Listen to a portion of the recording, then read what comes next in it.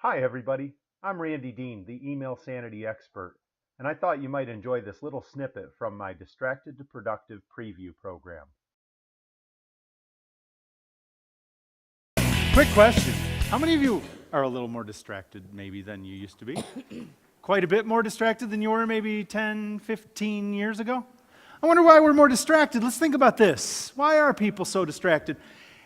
Email, voicemail, snail mail, documents, e-documents, faxes, text messages, social media, office clutter, in-person interruptions, smartphones and tablets, and all of the related apps. Oh my. And look at this slide.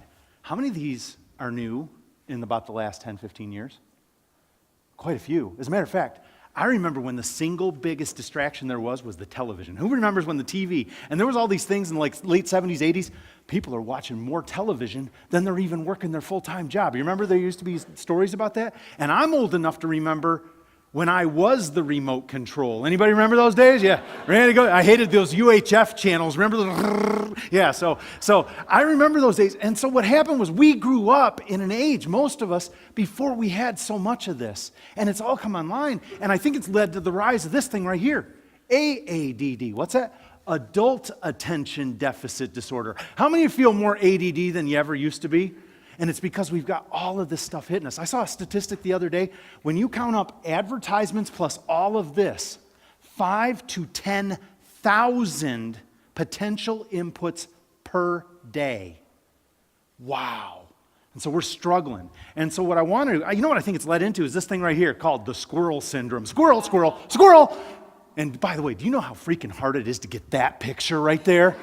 Yeah, I took that picture, and I'm like, my neighbors think I'm nuts. I'm walking around going, you know, and they're like, what's this guy doing with his phone and the squirrels? It's a little odd. But I want to talk about this because in order to control these things, you got to have this thing down. And I only have a little bit of time today, so what I want to do is focus in on that big one, email. How many of you, by the way, how many of you just love working on your email?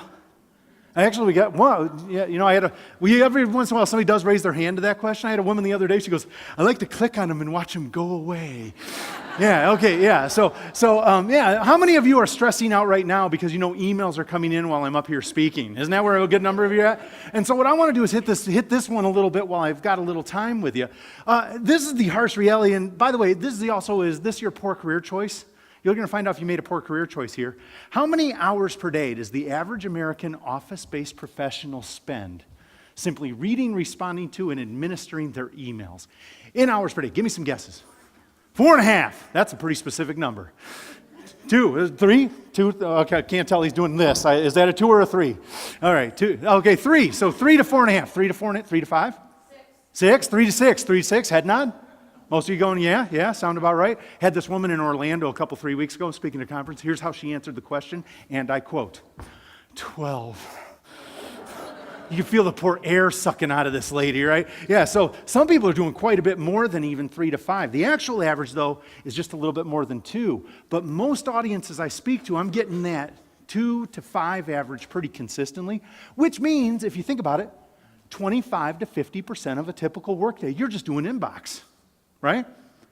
Follow-up question. How many of you before today, and you can't raise your hand if you've ever been to one of my sessions before, how many of you before today have ever had a formal strategic level email management course?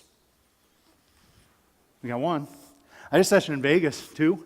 I did a session in Vegas 3 years ago, 550 people in the audience. 4 people raised their hand. What I'm seeing consistently around the United States, Canada, and Europe, 1 to 3% of working professionals have had training on a tool that takes 25 to 50% of their workday. Wow.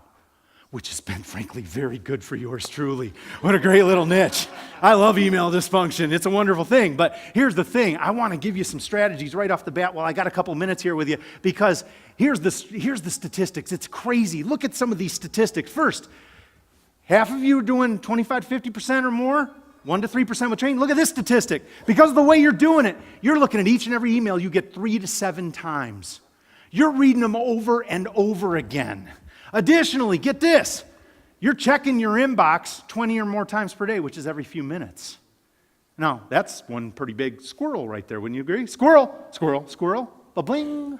All right? And additionally, 13% of you now show clinical addiction to your phones.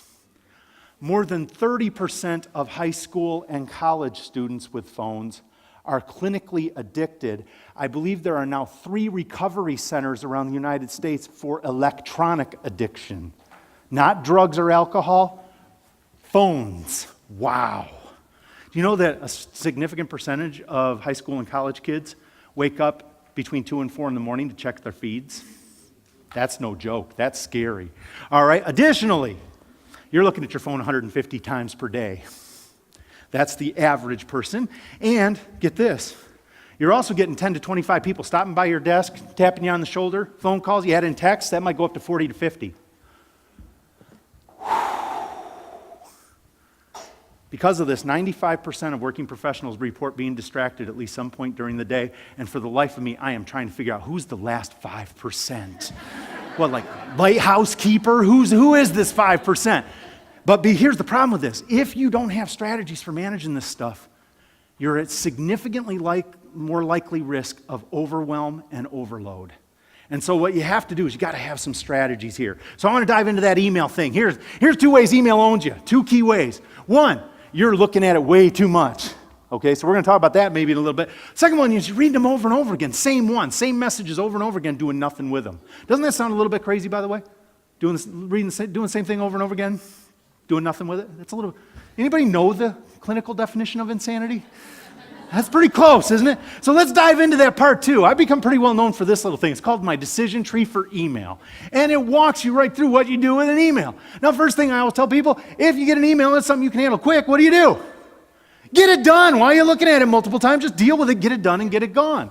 Longer ones, go onto your task list or your calendar. All right, task or calendar. Now, once you've got an email either done or on your task list or your calendar, do you need that in your inbox anymore? No, then you only got 2 choices then. What are your 2 choices with that email? Delete it because you no longer need it, or file it into an appropriate subfolder archive location. But what if you don't have a good folder to put it in? You know what's funny? Sometimes at this point people go, delete it? No, make a folder, put it there. Is that rocket science? That is not rocket science. Wouldn't you agree that's not rocket? That's advanced common sense. But what do they say about common sense? Not all that common, right? Although sort of funny. I'm speaking at this event down in Huntsville, Alabama a couple years ago. This is sort of funny. I'm in Huntsville. You know, that's where Space Camp is. You know, the NASA rocket park's down there. And I'm speaking right outside the hotel, Saturn V rocket, no kidding. And I didn't know it, but in the room that day, I actually had a legitimate NASA rocket scientist in the audience. And I go, is that rocket science? And he goes, yes, it is. Houston, we have a problem. No, it's not rocket science, it's just advanced common sense. And did you know tools like Outlook and Gmail can help you with this? Watch this. All right, I'm going to pop in. By the way, who would like that as their inbox? You want to really hate me? I left those in here so I'd have something to show you today. All right, almost every workday I get that baby all the way down to 0, but here's the thing. Does that mean I've gotten everything done? Not at all. All it means is that if I couldn't deal with what is in that email right now, it moves out of my inbox into one of my 2 primary day-to-day planning tools, which would be, we've already mentioned them, what are they? Calendar or task list.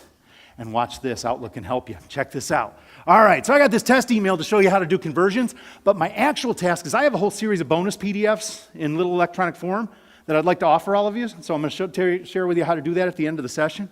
You got one of them in your bags. I put one of my little articles in your bag. But check this out. Check this out. I can take this email, left click, hold the click, drag it down here to the word task, drop it. That's a drag and drop in Microsoft Outlook. And that creates a brand new task. But wait a second, subject line's wrong. Send PDFs. If I can type, MDW. Oh, due date. We'll say today. It'll probably happen tomorrow, actually, because I'm traveling right after this. Priority high, category, client prospect, category, marketing PR. And you know what category? Maybe I will add Angela onto this. How long did that take? A few seconds, 10, 15 seconds. And I was talking. If I'm not talking, I can do that in 8 seconds flat. I can convert that email into the task it actually is. But do you have to do it in Outlook tasks? Not necessarily. How many of you instead start your day with your sticky? Who does a sticky? Okay, we got some people that stay. No, Randy, I do the big sheet of paper task list. Who's got their big sheet of paper? A few big sheet of paper. How many of you actually use a tool like Outlook Tasks? Outlook Tasks, quite a few. Anybody using Google Tasks? There's actually a pretty robust little task tool in Google that I sometimes teach too. Anybody here have a cool smartphone or tablet task app? And how many of you are just saving these as reminders in your calendar? Anybody doing that little number? That sort of counts. That's sort of turning it into a task. All of these are viable potential options for turning an email into the task that it is if you can't get it done right now. All of them, right? I don't care which one you use, whichever one you're most comfortable with. Let me ask you this. How many of you, how come first some of you raised your hand several times? I got like 6 task lists. What are you doing? Trying to figure out which task list to look at. All right, and how many of you raised your hand to any one of those task lists? Any one? So most of you doing some form of a to-do list at the start of the day? Did you know that's step 1 for being diagnosed type A? Step 1. It's not the full test. You want the full test, all of you doing your little daily task list? Have you ever done something that wasn't even on that task list? And then you wrote it down just so you could check it off? Type A, diagnosed. All right, yeah. Actually, in my Outlook class, I show why that's genius to do just that. So that's pretty cool. And by the way, if you don't trust yourself when you're doing this, just do this. Look at this. Reminder, save and close. Bam, do it. There it is. Look, I can set it up so my task list comes and finds me. If I don't trust myself when I first do this, I can have it so it pops right up. And then I can do what pretty much everybody in America does when you do one of these. Snooze, okay. All right. But wait, there's more. Hold on. Let me see. Maybe I should block time on my calendar to send you one of these. Okay, let's drop that to calendar. Oh, and look at this. I can pop right in here. Send PDFs. MDW. Location. Home, office, East Lansing, Michigan. Yes, sorry, I'm a Michigan State guy. All right, enemy territory out here. Okay, and tomorrow at 1 o'clock. How long did that take? A few seconds flat, I've turned that thing into a calendar item. But wait, one more. Let's close this. You want to save changes? No. I'd like to get this Randy Dean guy into my contact database. That way I'll never forget who I am. Left click, hold the click, drag it down here to people or contacts, drop it. That auto creates a brand new contact item in Microsoft Outlook. But take a look at this. It doesn't just populate name, it populates email for me automatically. Nice. But hold on, look. The email text is over here, and I can page down here to the signature. Oh, look at that, job title. Let me grab that job title, pick that up, move that up here to job title. Let me grab that phone number right there, pick that up, move that right over here to phone. And let me grab that mobile number right there, pick that up, move that right over here to mobile. How long did that take? Devin, that's my magic trick. All right, whoa. Notice I didn't even do a copy and paste right there? I did an end click, drag over, and move. A what? Watch close. End click on the end of the text you want to select, drag over it to highlight it. Once it's highlighted, release the click, then you can pick it up and move it wherever it goes. And once you master that little trick, that'll save you a couple seconds every time. But that doesn't just work in Microsoft Outlook. Listen to this. That works in the entire Microsoft Office suite. Word, Excel, and PowerPoint, as well as in Gmail, as well as in Google Docs. You can take a piece of text or data in the wrong place in your document or file, highlight it, pick it up, and move it to the right place, saving you a couple seconds every time once you master it, which means I just gave all of you 2 extra days this year right there. Pretty cool. And now, sorry, Gmail users, that whole drag and drop thing, that does not work. That does not work in Gmail. Sorry, but hey, Gmail users, did you know you can pick up and open a Gmail? And once you go in, you can go to the More button and add it to Google Tasks or add it to the Google Calendar. And if you just put your mouse over the sender's name and leave it there for a second, it'll pop up. Oops, did you see that? Hold on, let's try that again. Contacts. Wait, that's not the same. But that is most definitely the same. See what you can do here? This is just one of the strategies I share when it comes to contact management. I do distraction items, a program on distraction management. I do a program on taming the email beast, how to better use Microsoft Outlook, how to better use Gmail, and how to better use your smartphones and tablets. So keep me in mind if you're looking for somebody to share this kind of info with your audience. Thank you, everybody. Well, I hope that you can see that I bring lots of energy and valuable content to my programs and to my clients. To bring me to your next event, conference, or company workshop, please contact my friends at the Speaker Exchange Agency using the telephone number below. Thanks for your time.